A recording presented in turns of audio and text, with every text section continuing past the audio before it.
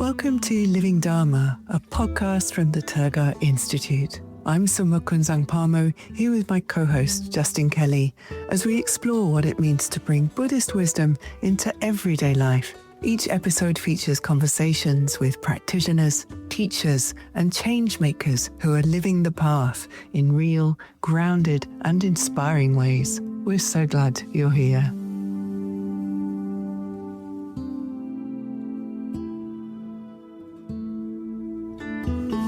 Welcome back, everybody, for another episode of Living Dharma.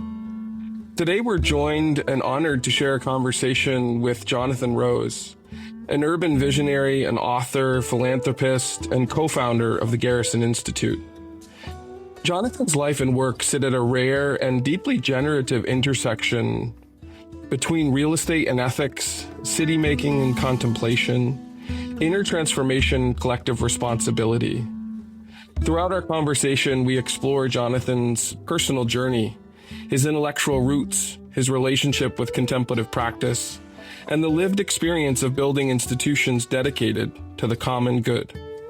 We talk about cities as living systems, about mind and interdependence, about love, partnership, and the long arc of responsibility that comes with shaping the world we share. This is not a technical conversation. Instead, it's a heartfelt discussion.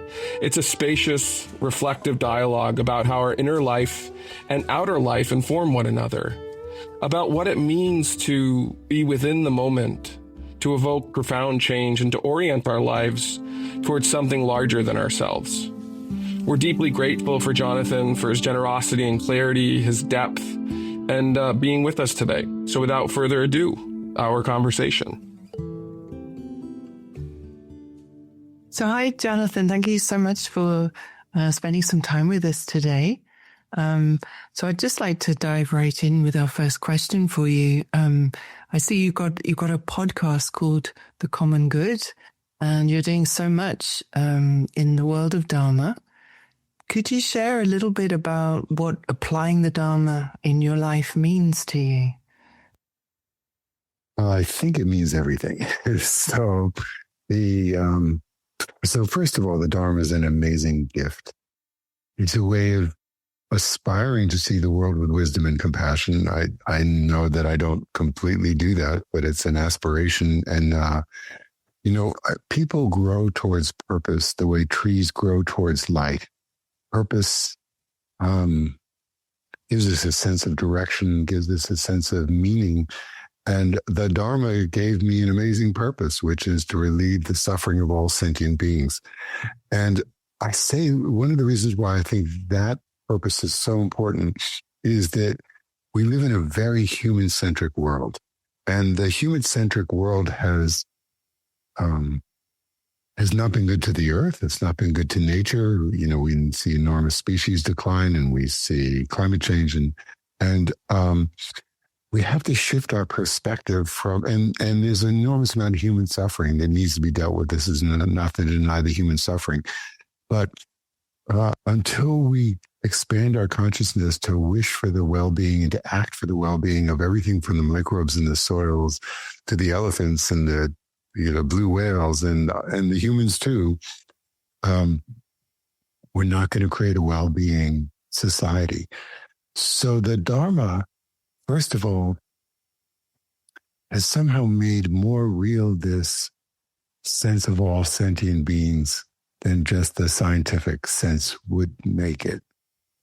And then, as I said, it gives us all an important mission. And you could imagine a society in which everybody adopted this mission. They don't have to call it Buddhist Dharma. If everybody adopted the mission of relieving the suffering of all sentient beings, we could collectively get together and have 8 billion forces for good, and how amazing the world would be. And so anyway, the bottom line is, although my day is filled with all kinds of practical things I must do, and there are things that are annoying and things that are delightful, but this larger sense of mission pervades it all. And I think about the mission every morning when I say my morning sadhanas. That's wonderful, Jonathan. Very inspiring to hear you say that. I'm curious too. There's so many obvious points of expression of this in your life. Before we get into that, I'd like to kind of dive in a little bit to who you are, to orient our listeners. Could you say a few words about where this light, this purpose, this sense of purpose initially emerged in you? So I am very lucky in that I grew up with several callings, not just one, lots of callings, but very powerful desires. When I was a child, I had a love of nature, and I had a real sense of humans harming nature, and the sense of pollution and wanting to protect nature or to relieve relieve that pollution suffering that we were causing. My mother was very involved in civil rights and voter registration and working with inner city children to teach them reading. And I had a great sense of social injustice and wanting to heal that. My father was a real estate developer and used to take me to visit the construction sites of the buildings he was building. And I loved the idea of building and the creative force. And like as a kid, you'd take me to a beach and I'd build cities, with sandcastles and I wanted to figure out how to put all those together, but there was no clear model when I was a child and even as a young person. So part of it was I had to figure that out. In my teens, then I had a particular spiritual experience and went to a high school English teacher who had strong spiritual instincts. And I asked him to explain it to me, and he told me that only Buddhism would explain it to me. And he gave me, I think it was the 7 Pillars of Zen, but anyway, a Zen book that I completely didn't understand. But at that moment I said, okay, this is ultimately going to be the answer. So there was just a lot of trying to figure out, and I, by the way, looked in many different spiritual traditions. I was born in a Jewish family and felt I really needed to understand that more deeply and began studying with a great rabbi named Zalman Schachter. But I also did some Sufi things with Pir Vilayat Khan, and I looked at Hinduism. I explored all kinds of things that was something that part of my generation was doing in the 60s and 70s. And it was, I can go through all the details, but essentially slowly over time, I was able to begin to figure out how to put together my work in the world, these callings that I had. By the way, I had another calling too, which was to be a record producer, and a part of my career in which I founded and ran a record label, and so music's been another part. So anyway, but this, I think for all of us, we're not born figuring these things out, and our life journey is to figure them out. But when and my wife and I met our guru, Gelek Rinpoche. We really, began to more seriously study the Dharma. It gave a framework that made it more of coherence that helped bring these pieces together. That's wonderful, Jonathan. I want to zoom in. Many people talk about this initial, I think you use the term spiritual experience that gets us in touch with something. Could you take us back to that high school day where it happened and maybe dig in a little bit more to what it unlocked or what it evoked, or insert whatever word you think is most appropriate? So it was a complicated story. I was out west traveling with an extraordinary not-for-profit called the Cottonwood Gulch Foundation, which had a program for teens in which they would take us. We spent the first part of the summer in New Mexico excavating Pueblo Indian ruins and sleeping out under the stars while we're doing that. One of the things I've found is that, when I camp out, the first few days there's a kind of sense of apprehension, and then slowly you get to where the earth and the stars, that it's all this amazing protective realm. You lie in the ground and you look up at this beautiful black dome of sky and the stars, and you feel at peace with it and exhilarated by it. Anyway, but also excavated in the Pueblo Indian ruins took us into deep history and deeper time and deeper cultures. And so then from that, we traveled north and we were looking at, so this is in the 60s, like 1965, we were looking at the European Western expansion into the southern Colorado and the mines. So Telluride, which is today a ski resort, back then was a functioning mining town. And to make a long story short, we were in these old pickup trucks and they broke down at the top of a pass, and I went down to get help. I was sent down at sunset, so everybody else stayed up there, and I did this walk with one other boy into the sunset. It was actually, so theoretically it was perilous. Here was all these people stuck at the top of this pass, and we were walking to town. Anyway, make a long story short, we arrived in Telluride in the middle of the night, and the mine was going. It was like the arc lights and the noise and the big trucks, mining. I don't know if it was coal or whatever ore they were mining out of it. And then, so it was a long night, and I ended up back in the tents at the camp where we were, and having delivered the message that this group needed help. And then the next morning, I found myself by a stream, and all of a sudden, and was sitting there just quietly by the stream. And then all of a sudden I had a sense of complete oneness with it, that I was one with every blade of grass and every flower and every ripple in the stream. I could still see it completely. And, that incredibly delicious sense of being alive with the aliveness in the world, but really having a dissolved self. So, I'd been through a lot of stretching myself and challenges and probably not much sleep and a bunch of other things that took me to that state. But it was a pretty amazing state, and it gave me a sense of view of the oneness of the universe, and a desire to experience that more and to understand what that was. Well, that's so powerful, Jonathan. Thank you. Thank you so much for sharing that. Really, really beautiful. By the way, I've never described that in public before. Yeah. Thank you. Yeah. Very touching. And could you tell us a little bit how the Dharma has continued to shape how you approach your work? So first of all, I should describe my work. In 1989, so I joined my family business to learn the trade of real estate. And in 1976, and at the same time began to work with a wonderful community development organization in the Lower East Side, which is called the Education Alliance, which was building an old Jewish social service agency, a Jewish settlement house. But now the community was, although it still had some remaining Orthodox Jews in the neighborhood, it also had very diverse communities. And in the 70s in the Lower East Side, it was a time of enormous abandonment and economic tribulation and drug dealing and danger and poverty. And so the Education Alliance was building, and because I was the real estate guy on their board, I oversaw the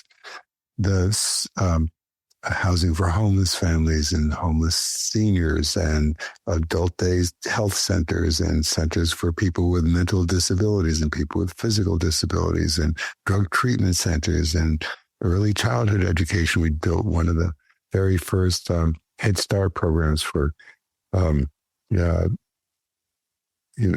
kindergartners in the country. And so I was deeply involved in this work of low-income communities. And I reached a point at which I wanted to bring these two things together. So in 1989, I started my own company as a for-profit, mission-focused company to repair the fabric of communities. And we started by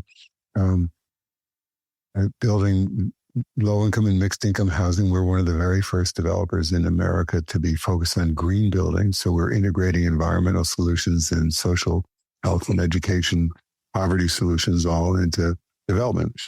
And that company grew from just me and my secretary, from a two-person company to now we're 100 people and have 19,000 affordable housing units around the country and over $5 billion worth of assets. So there's a mission, this dual environmental and social justice mission, actually called a triple environmental and social justice mission, because there's environmental justice for the humans and environmental justice for the non-humans. But that pervades my work. And that, so I am very blessed to be able to, I work really hard. I work day and night on this, but the work is all for this benefit of all sentient beings to the best I can make it. There's always challenges. There are, it's interesting. I really don't like to call them trade-offs, but rather there's always there are constraints that, our work we have a lot of investors. We have to make a return for not only we have to make a return to satisfy our own investors, but we have to make a return in today's economic model. I'd love to see it change, but that's what attracts capital. And if we're going to grow these solutions, and we are creating lots of good solutions, they need to be profitable so that other people will carry them out too. At any rate, so there are a lot, there are a lot of challenges, but this core mission is the center of gravity of the work I do every day. And additionally, my wife Deanna and I were co-founders of the Garrison Institute, which is a whole other story I can tell you about. But that's an organization, not-for-profit, whose mission is to take the wisdom of all the world's contemplative traditions and apply it to the issues of civil society and the environment. So the bottom line is I have constructed a life in which, and anybody can do this, by the way, I really believe. You just have to intend, you just have to want to do it or choose to do it. But I've created a life in which there are many, many vehicles to express the Dharma and bring it into action in the world. That's really wonderful, Jonathan. And we really do want to talk about the Garrison Institute and more of your sustainable building projects. So the nature of this podcast, right? Living Dharma, it's all about, and this is really what Mingyur Rinpoche is most interested in. How do we apply the teachings within our daily lives? And sometimes that can seem like an abstract question, but we're really looking at it on a granular level to say, are there gestures, practices, ways of being that have supported you, right? You talked about that spark and the sense of purpose. So from however many years ago till now, are there practices that allow you to continue to sustain this sense of purpose, this alignment with the Dharma? Well, so the first thing is that every morning I say, I've taken a bunch of initiations, made a bunch of commitments, and I have a bunch of sadhanas that I say. And sometimes I just say them, and sometimes I try and visualize them more deeply. So I'm better and worse at it. But here's what I know, and I do this absolutely every morning. But sometimes there's just like something that I can't do it in the morning. And then I do it in the evening, but I do it every day before I go to bed. But if I haven't done it in the morning, that day is a janglier, less coherent, more anxious day. There is something about the practices themselves that ground us. And the purpose of the practices is to remind us of the teachings. And they may or may not, but often there'll be a line that'll just step out of a sadhana, that'll like blink to me that morning, and for me to think about a little more. So anyway, I guess I don't think this is very unusual. I would think that anybody who is, seriously practicing, the practices infuses their mind. That's the whole goal. The practice is supposed to infuse our mind stream. The other thing is, we live in this,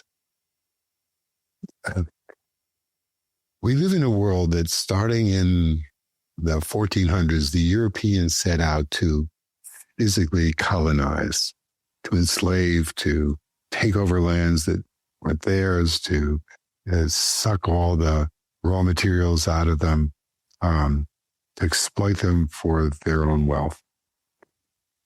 We now live in a world in which the tech companies, big and small, seek to colonize our minds, to do the same. And it's kind of interesting. It's a whole lot cheaper to colonize somebody's mind than you don't have to send in a military and take over their country and run their government and you just take over their minds. And that is really the tech companies, I think, are quite explicit about it. They want to capture every bit of mind share that we have. And they're doing that by promoting often anxiety and conflict and disturbance. And they're very effectively using the poisons. So one of the things is we know the Dharma is to take the 6 poisons and turn them into 6 paramitas. The part is to recognize those poisons and to recognize when we're being triggered or they're being exacerbated in the outer world. One of the things I love about the word mantra is mantra means mind protection. Mm-hmm. And just even that idea to remind us, we need to protect our minds. We need to protect our minds from these colonizing forces to ground us more in the paramitas so that we can act from a ground of the Dharma and from the ground of good. So the Dharma is also a tool. It's a tool of protection. In some of the Vajrayana practices, we create protection realms. We create, Pure Land mandalas that have protection walls around them, and shells of protection. And my sense is I have a wonderful friend named Indy Johar, who's a Sikh, who's a very interesting thinker. And one of the things he's been talking about more recently is the need for us to be tender. And tenderness is a sense of pure, open-hearted sensitivity. In a way, he's saying that that's one of the things that will define human intelligence from artificial intelligence is our ability to be tender. And His Holiness, the Dalai Lama, talks about warm-heartedness. That quality gets repressed when people or societies experience trauma. So we need to create protection zones from these colonizing onslaughts that are trying to colonize our minds, from the trauma of the times. And then within it, as I say, cultivate that tenderness. And those are qualities that the Dharma practices help us develop. And this is really beautiful. I have to say, I'm quite in awe of how you're able to function so well and create so much. And what I'm getting here is that you have a very deep practice. The Dharma, it's really infusing what you're doing. I'm just wondering, hearing you talk about the situation in such an honest and clear way, how do you stop yourself from feeling exasperated by the situation? How do you stay connected to this tender heart? What is it that supports you? Is it listening to the Dharma? Is it your friends? Is it a relationship with Galak Rinpoche? What keeps you afloat when you're? It's a really good question. And by the way, this is all super imperfect, and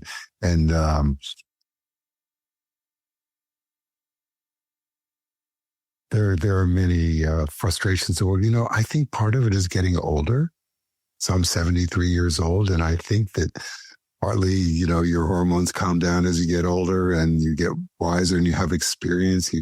Things that would unsettle me when I was younger that I got through, I realized those same things are happening now. One way or another, we're going to get through them. So I think age actually helps. Kelley Rinpoche passed away, I think, in 2016. And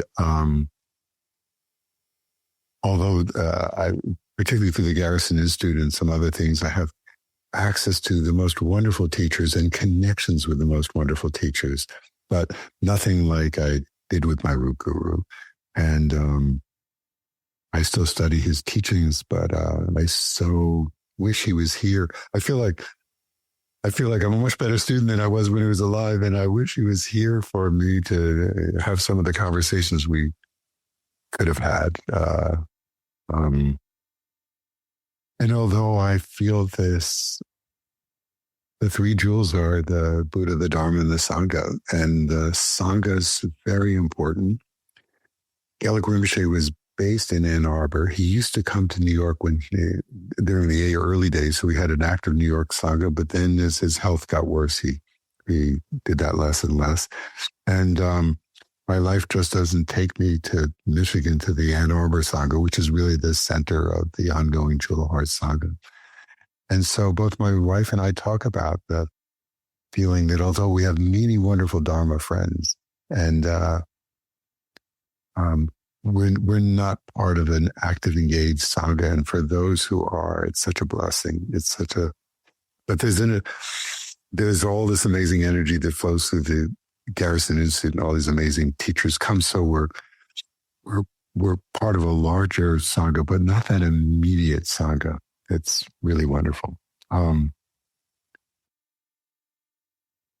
These are complex and perilous times, and I think we just have to choose.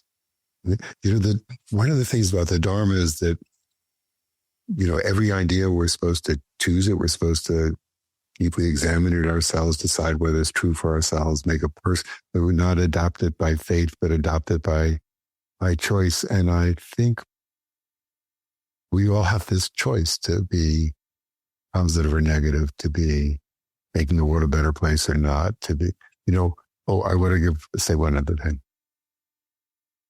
When I was in my early 20s, I did something that many young people my age did, is I did the amazing overland trip from Istanbul into the Himalayas across Asia.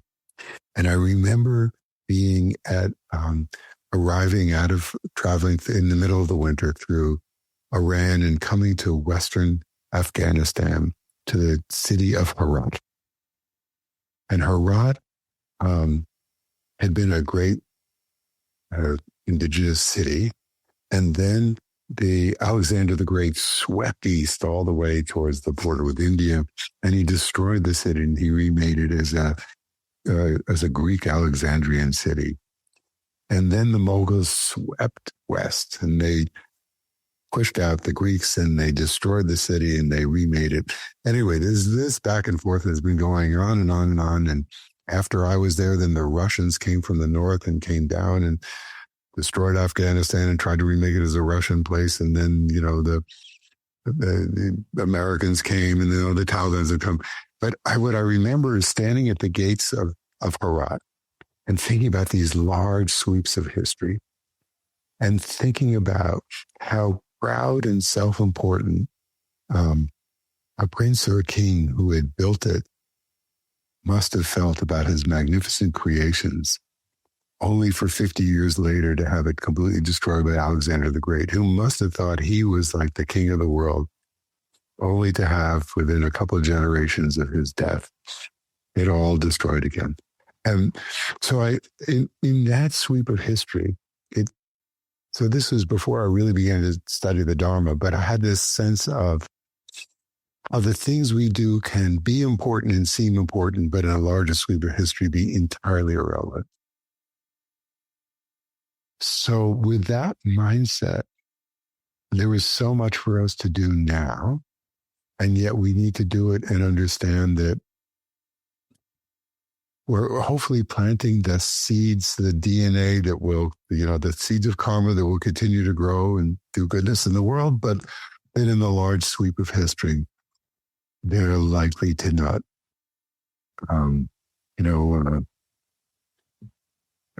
be full of sound and fury and signifying nothing.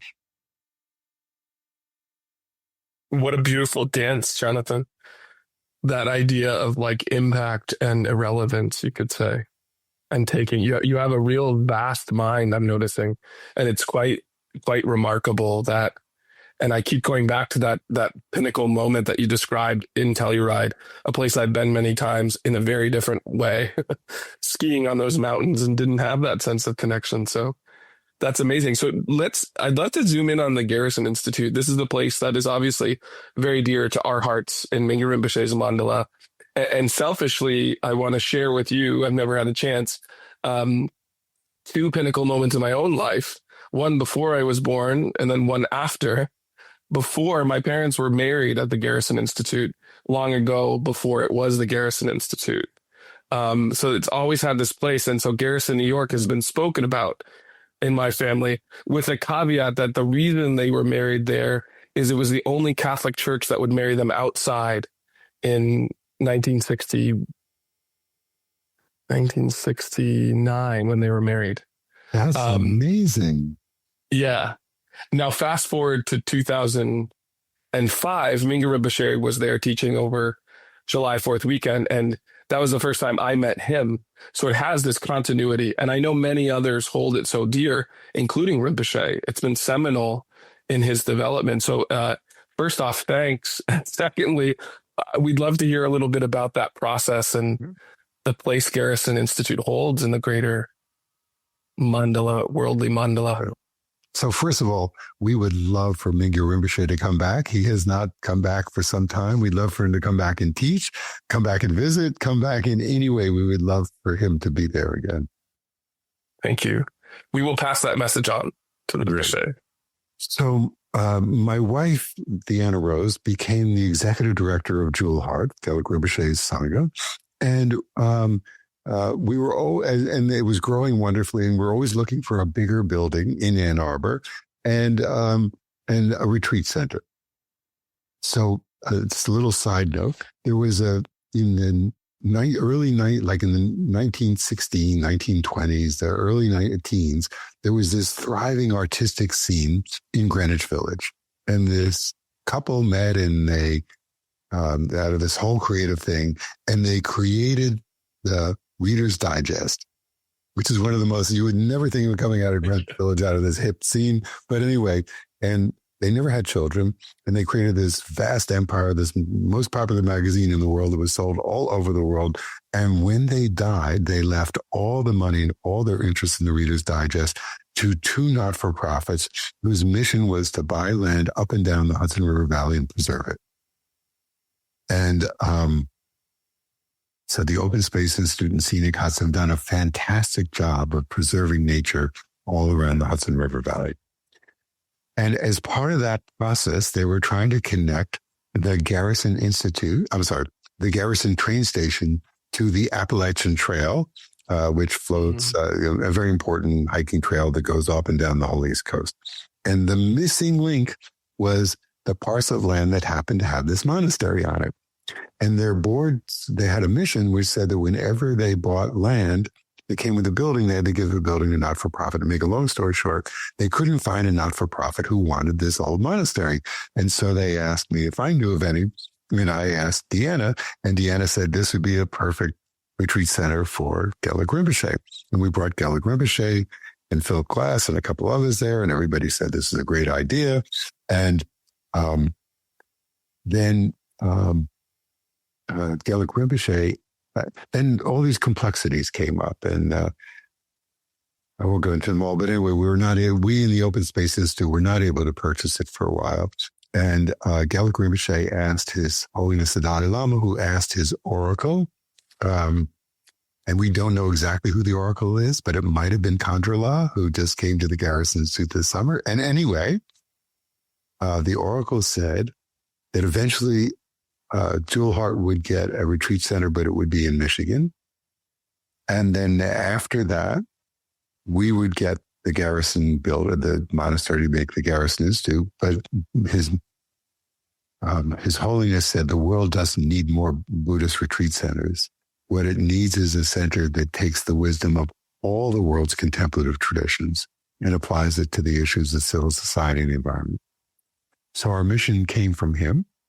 And then Deanna was able to really, I was busy with my work, so really Deanna, we talked a lot, but Deanna really led this whole effort think about what does that mean, and to visit retreat centers around the country. And what was interesting is that, so all this conflict, legal fights and political fights is about the future of this building. And we had faith that we were going to get it. So Deanna was able to very methodically kind of continue to unfold and hold convenings on what the vision might be. And then all the obstacles disappeared, and the Open Space Institute bought the land and gave us the building, and we spent a year renovating it, and we opened with this mission that came from His Holiness. So here we are now 22 years later. And what the Institute does is, first of all, we hold retreats of all contemplative faiths. So many different Buddhist ones, from Himalayan Vajrayana to Zen to Theravada, but also Jewish and Christian, and occasionally Sufi and Hindu, and we try to be a place. There are many places where one can have an introductory weekend to meditation. We deeply believe in lineage traditions, and we focus more on retreats that can be longer and deeper. We feel like in the whole ecosystem of retreat world, that's our center of gravity. And then we work very intentionally to take these ideas and apply them in the world. So, for example, in the very first retreats, my wife, Deanna, observed that many of the people who were coming on these retreats were burnt out frontline workers in hospital emergency rooms and social service centers. And then she and Sharon Salzberg co-created a program called contemplative-based resilience training. So another thing, through that whole digestion process, we decided that all of our programs would have a foot in contemplative practice, a foot in science, which, by the way, is a thing that we were also very active in Mind and Life Institute and going to these annual retreats with His Holiness in Dharamsala. And that's where I first met Mingyur Rinpoche. He was one of those young monks that His Holiness had brought to hear the Mind and Life dialogues. And a foot in contemplative practice, foot in science, and a foot in real application in the world. And so putting those elements together, Deanna and Sharon created this thing called contemplative-based resilience training, which is a training to help, and it uses meditation and yoga because trauma is embodied in a whole variety of components that they worked out, both science and spiritually based. It's very effective in helping people either protect themselves from the trauma of being on the front lines or help resolve it when they've had it. And this work has now been done all over the world, in Africa with aid workers dealing with the Boko Haram, and in Jordan with aid workers coming out of Syria, and in inner city domestic violence shelters in New York. And it continues to this day. So that's an example of taking the wisdom of the Dharma and applying it to a real suffering population in the world. Amongst the things we're doing today, we realize that there are many social action, social justice organizations that have a spiritual foundation. Okay, so we have another theory of change, again, which Deanna created and her team, which is to identify an emerging trend, develop a hypothesis about it, map it, understand who all the key players are, convene them, bring them together. And when you publish the map, people go, oh my God, like I'm part of something so much larger. Then in fact, they see the sangha of that work, convene it, and then out of that comes all kinds of exciting projects. So we've done a mapping recently of spirituality and social justice, and we found over 600 organizations in the United States that are using spirituality and contemplative practice as a key part of their social justice and social action work. And now we're working towards convening a key bunch of those leaders. And we think so when you give something a name and you give it credibility and you show its efficacy, it grows its own power. All of a sudden, there's a field that donors can identify. Oh, we're contributing to the spirituality and social justice field. You can grow funding support. You can grow cross collaboration of ideas. So we have an emerging program in spirituality and social justice.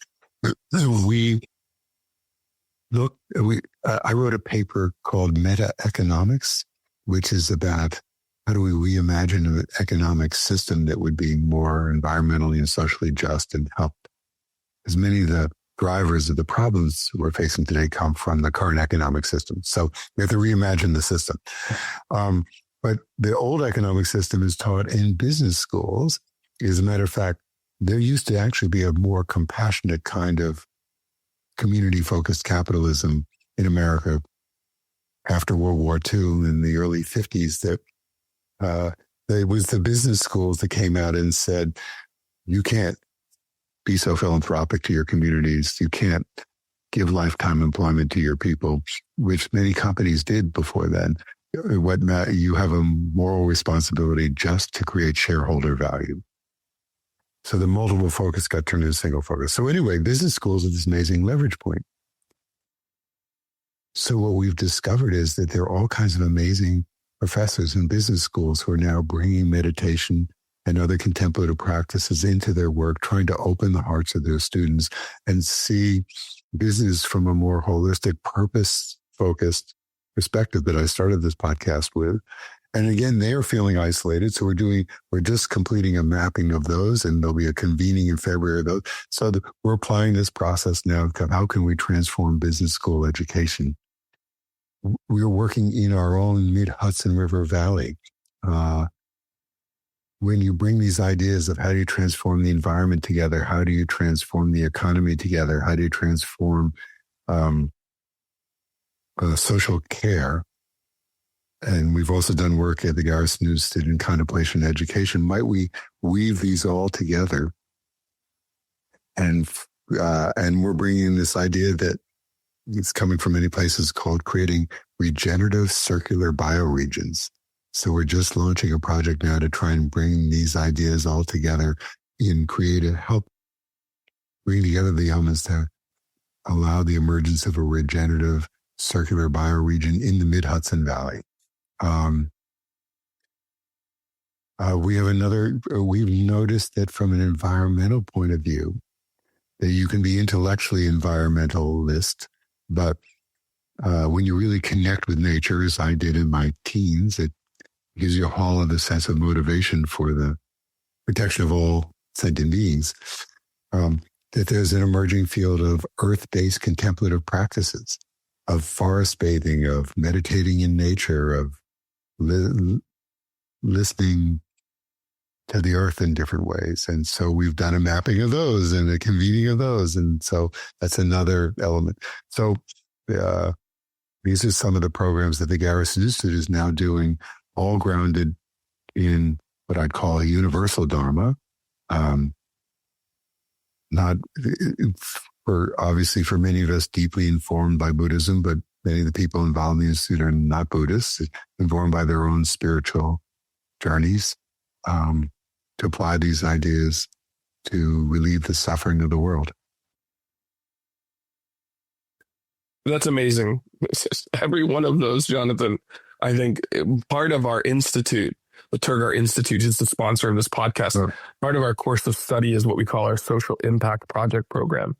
And really looking at kind of topics such as what you've outlined, marginalized communities, ecological interventions, and so on and so forth. So that's just really valuable for us to hear. I don't know, Kunsang, do you want to dig into one of those, or how there's a lot of possible avenues now? Yeah, I think continue, Justin. Yeah. I think this maybe even like a theoretical question, Jonathan, if that's okay, like around this idea of mapping. And because oftentimes what we find and what we work with our students is the balance between that vast view and the granular application. Because if we don't have an action step, as you embody, if you don't have an action step, it's difficult to move. Could you talk about that relationship, that vast mapping, and then the support of interventions, for lack of better words? Right. So the mapping is of real organizations doing real things from a spiritual point of view. And this is interesting because there are lots of, I'm seeing a proliferation of of people who want to make the world a better place and have lots of great ideas about it and theories about it. One of the tests I always hold myself to, I speak very idealistically. I give lots of speeches in the affordable housing world and the urban renewal world and community development worlds. And so I'm doing that all the time. And one of the things I hold myself to is that anything I say that we should do, I should do. Like, if I say this is how we're going to make the world a better place, I got to be able to try and figure out how to do it myself. There's a lot of wonderful, I would say, earth-based justice movements and social movements. And I would just recommend that, they just hold themselves to the test of, okay, what am I going to actually do? How am I going to actually apply this and relieve suffering? I think we do need, I know we need new mental models. And the Dharma is about creating a new mental model. And remember, the Dharma has within it absolute reality and relative reality. And I think it's really important to try and aspire to understand absolute reality, but to apply that wisdom to relative reality. At any rate. Couldn't agree more. So, one of the things that really grounds me in my daily work in affordable housing and community development is we house like 35,000 real people, and meeting them and just understanding the struggles and their needs, the systemic personal issues, but also the larger systemic issues that they face, and trying to understand how we might help heal those. Anyway, I think having real people and real species in mind is a very helpful way to try and ground. But we also need the current system, the world that we are seeing today with all its opportunities, but all of its sufferings, the environmental pollution, the social injustices, the great inequalities, the sufferings that we're seeing are the outcome of the system design. So we have to be thinking about how to redesign the system. And by understanding more granularly the actual conditions on the ground, help us do that. I can tell you a great story about this. I'm blanking the name of the guy, but there was a great leader of Unilever, this big company, global company. I'm blanking his name right now, but a generation ago. And anyway, Unilever, the South Asian branch of Unilever, held a retreat to try and figure out how could they better help the world. And as part of the retreat, they all went and spent a week or something like that with Mother Teresa, working with her. And in that process, one of the things they learned is the most powerful tool against disease is soap. It's simply washing your hands with soap, prevented dysentery, prevented all kinds of suffering. So they went back and they thought about it, and they invented the 1 rupee bar of soap. And the 1 rupee bar of soap is like, if you ever went to like a really cheap motel, there are these bars of soap. It was like that. But what it meant was that a very poor person could afford to buy it. And a little tea shop in the middle of rural areas of India and Asia could afford to stock some and sell them. And then out of that, it was so successful, they did a little 1 rupee bottle of shampoo and some other items. But anyway, the bottom line is, in the first year, they sold $1 billion worth of 1 rupee bars of soap, because they all of a sudden made soap available. It was profitable. It was good business. But it was motivated. The motivation was, how do we help solve a problem? And it did provide enormous health benefits to these families. So to me, that's an example of grounding yourself, using the current system, but grounding yourself in the suffering of the world, understanding it, and then trying to come up with how can you do something that could be transformational within it. There's so many pieces to pick up on. And one I want to highlight, Jonathan, is a resonance with Mingyur Rinpoche, right? As you well know, and many Tibetan teachers do, he framed his teachings through a view meditation and application. And oftentimes we can think about that as a linear progression. And he's really quite illustrative in saying, no, it's a matrix. And at times the application informs the view just as much as the vice versa, which is kind of what I'm hearing you say. The systems change, the mental models are important, but it's from the ground up. I think it's just part of what you're illustrating. The view to be able to, remember, the view is asking us to more openly see the suffering, understand the nature of the suffering, the cause of suffering. And so it's interesting in the Dharmas, and its relief is by a transformed view. So the Dharma doesn't say soap is the relief of suffering. The Dharma says that, enlightenment is the relief of suffering.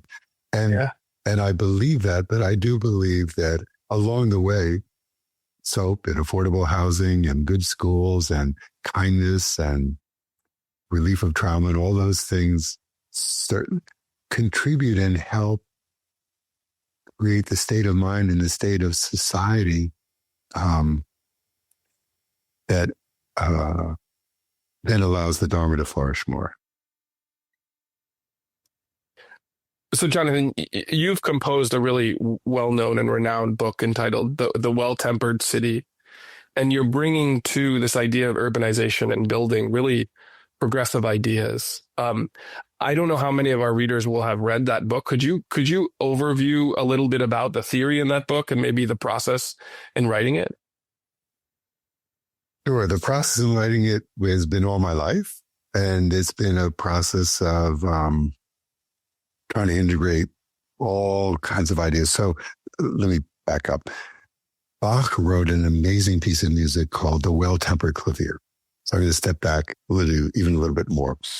So Pythagoras came up with this idea. He came up with this amazing observation that the ratio of the distance between the planets was the same as the ratio of the distance between the notes on a lyre. And in fact, this ratio, which we call the golden ratio, is the ratio that appears throughout much of nature. It's the same as the ratio in conch shells and the way leaves form on trees. And by the way, it's also the same ratio of the rings of electrons around an atom are the same ratio of distance from one to the other as they are the planets around the sun. So it's a pretty good observation. So he said that, therefore, for music to be really correct, all the notes had to be tuned in this ratio. The problem with that was that music has keys, and you could tune your music in one key in that ratio, but if you tune music in another key in that ratio, put them together, they sounded horrible. So if you think about Gregorian chants, for example, they're all in single key and kind of single notes sung together. Okay, so this became, as music became more complex in the 1600s, this became a bigger problem. A guy in China figured this out, a mathematician figured out how to do a tuning system. It was kind of in between the notes. That came through the Silk Road, came into Germany, and a German musician, mathematician, kind of came up with a new series of scales called well-temperament, and those came out in the 1680s. And Bach said, wow, this is amazing. All of a sudden, so Bach, who was a deeply spiritual person and in effect was trying to map the universe through music on earth, all of a sudden had this vast range of tools available to him. All of a sudden he could integrate all these keys. To show how to do that, he wrote, meanwhile, a new instrument had been invented called the clavier, which is the forerunner to the piano. So he said, well, I got this new instrument and I got this new way of tuning. And he created this thing called the well-tempered clavier. He ultimately wrote two versions of it that could integrate, that could show how music could integrate these vast harmonies. And it's an amazing piece of music. And as I was writing, I was listening to it, and it became an image for me that the clavier was a new hardware and the temperament was a new software. And they took us from a linear world to an integrative world to reflect the spiritual nature. And therefore, should we do this with our cities? Think about how we could integrate new hardwares and softwares and integrate these to create cities would make the world a better place. So that became the underlying theme for the book. And the book has both aspirational and I think has lots of wisdom in it, but it also has lots of practical examples. So in 2017, remember I first went to the Himalayas in 1974 on that trip that I went across Asia, and I've returned many times since. My wife and I went to Ladakh on our honeymoon in 1986. In 1982, I went to Bhutan. Anyway, so 2017, my wife and I go to Bhutan, and I bring a copy of the book, and I give it to a guy who says he can give it to the king of Bhutan. Turns out the king of Bhutan wasn't in Bhutan. He was in Singapore on vacation.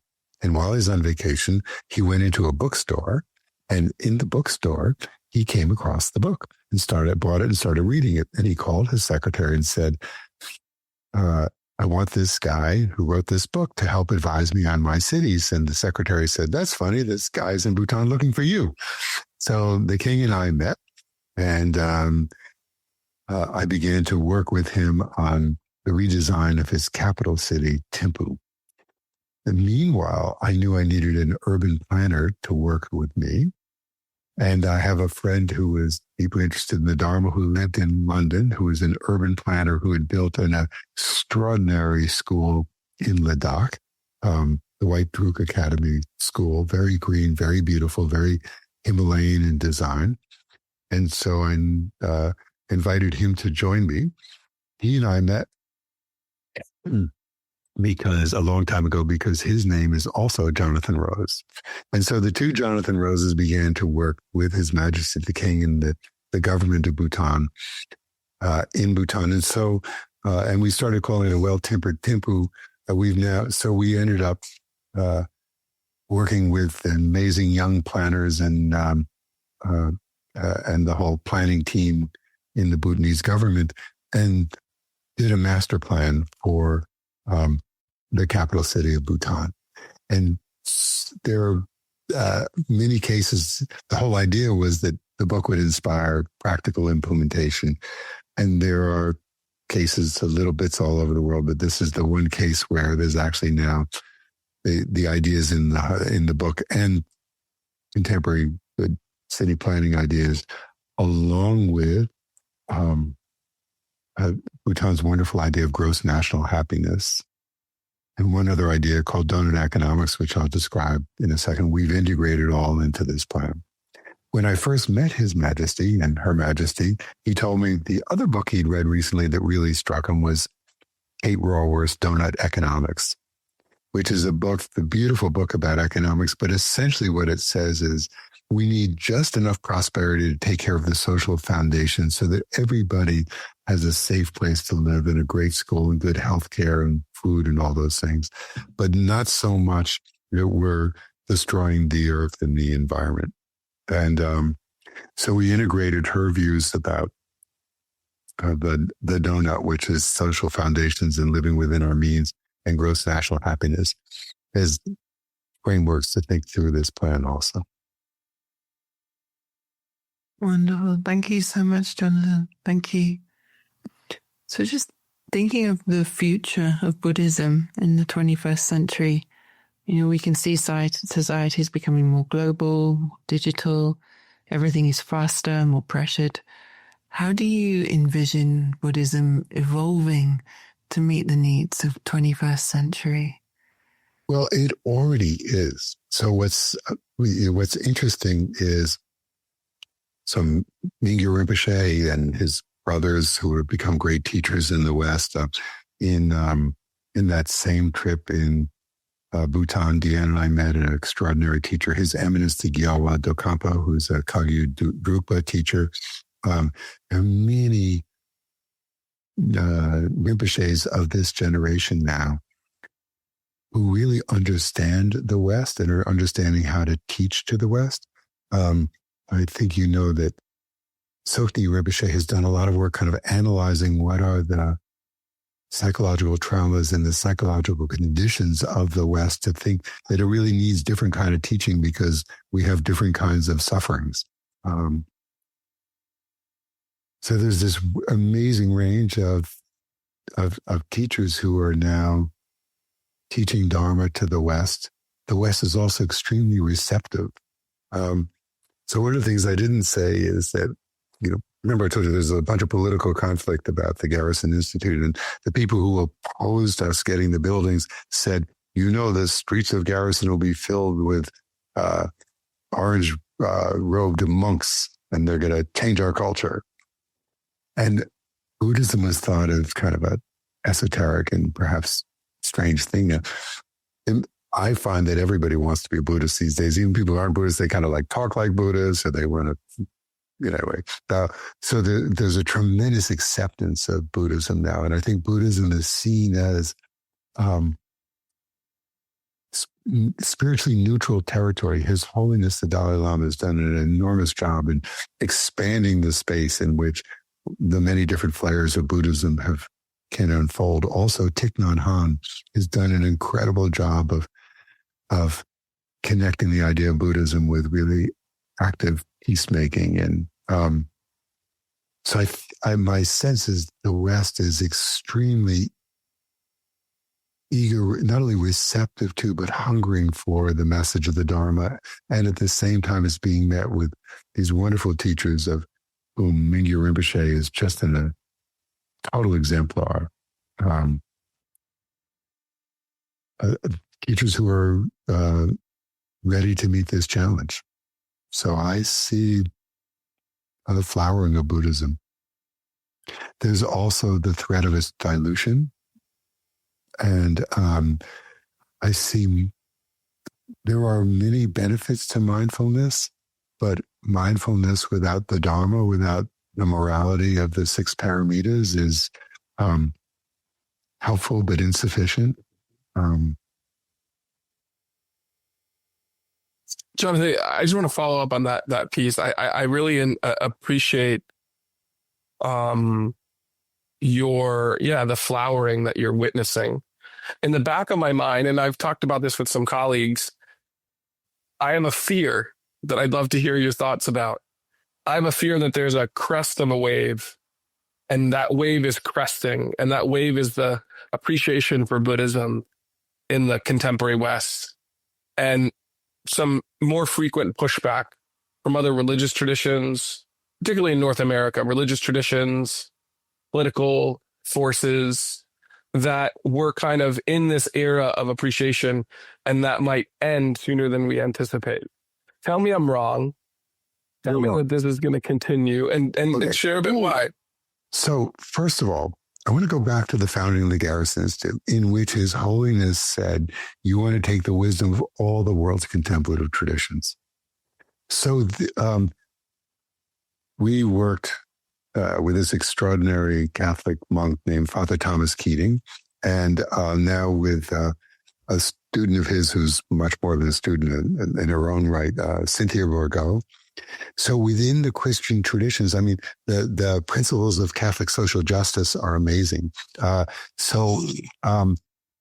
Maybe these ideas of an expanded whole systems consciousness that is grounded in warm-hearted tenderness for the nature of the world and a desire to relieve its suffering and using spirituality as a path forward, that can flourish in all kinds of traditions. It doesn't have to just be, in fact, it doesn't just have to be the Buddhist Dharma.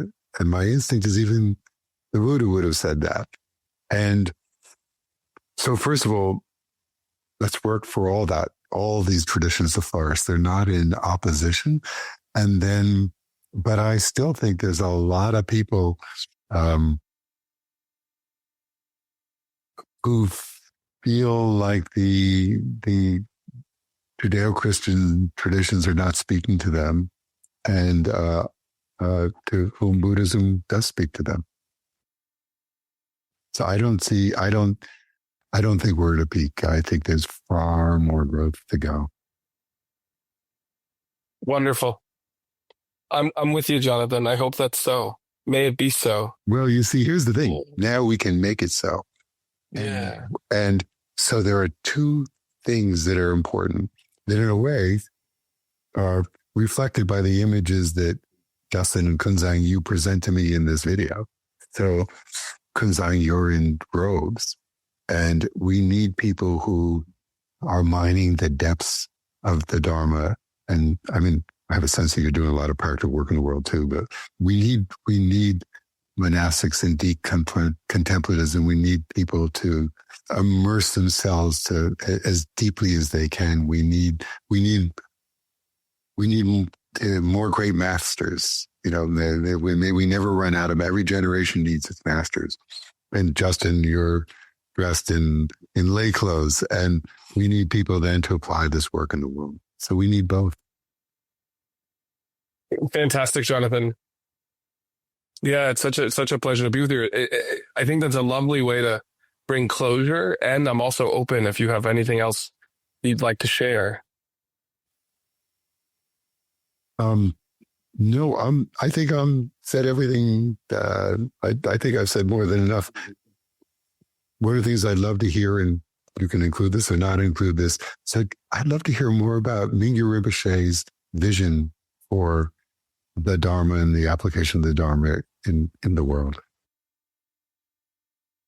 Yeah, his vision is vast and his energy is unstoppable. I mean, you were talking earlier about how our teachers are able to really understand what they see that we need in the West. And so Mingyur Rinpoche is really about, you'll have listened to a lot of his teachings. He really brings the essence of the teachings.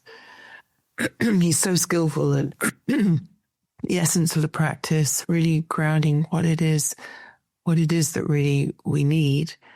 And so his whole mission, or a part of his mission, is to share the Dharma with people who wouldn't normally have access to it.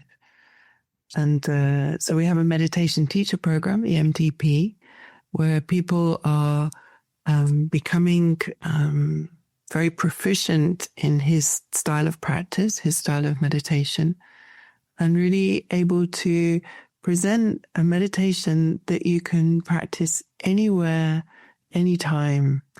And it's quite phenomenal. I mean, the compassion that comes, he shares so much about his panic attacks and the compassion that he feels. I mean, I really feel like he meets people. He understands where people are at, the struggles that they're working with, the inner struggles.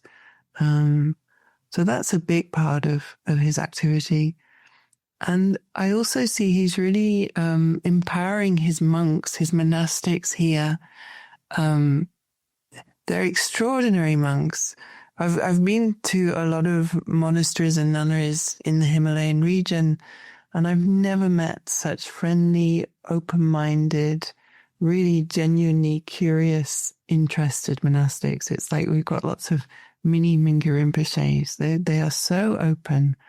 And so we at the Terga Institute have Western students here, and the monks who are teaching them, the Khenpos and the Lopons, are really inspired by our genuine interest, our genuine, they're very inspired. And I think going forward, we're just going to see more of this integration with what the monastics here are able to bring out into the world, and the way that the Dharma is going to meet those people.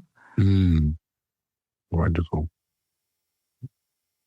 So, Justin, I did think one more thing that I'm actually supposed to say, which is I'd like to talk just briefly about the Garrison Institute podcast that I lead called Please. A Common Good. And this is the subject of the next book, the book that I'm currently writing. And the core view is that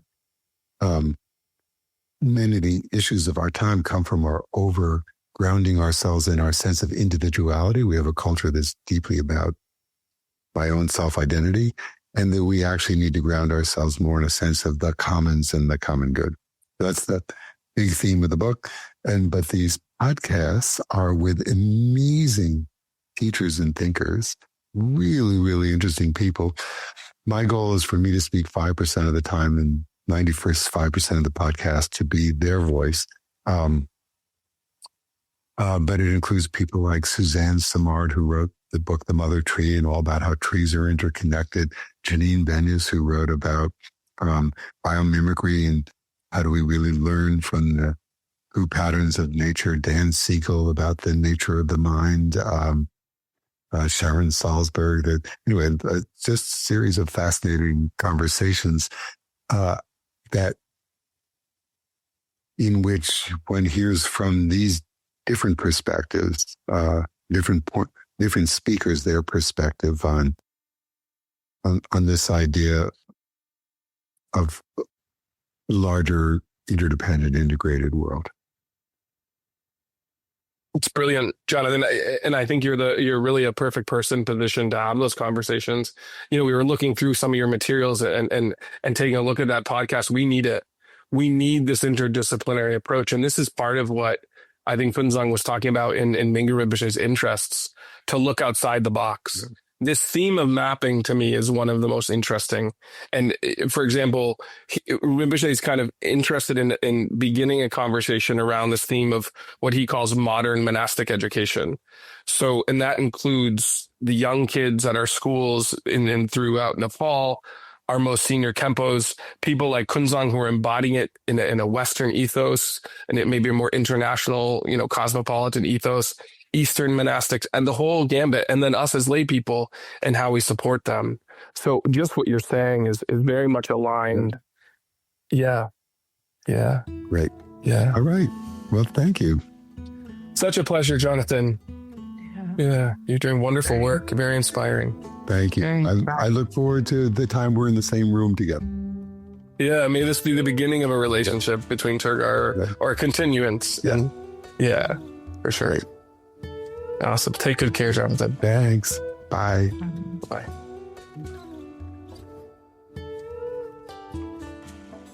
Thanks for listening to this edition of Living Dharma. If you enjoyed this episode, we'd be grateful if you left a review, subscribed to the channel, or shared it with somebody that you love. As a 501c3, the Turgar Institute relies on your generosity to continue offering transformational programs rooted in Vajrayana Buddhism. To support our work and explore our course offerings, visit us at turgarinstitute.org. Until next time, may your awareness be steady, may your heart be open, and may your wisdom be ever present.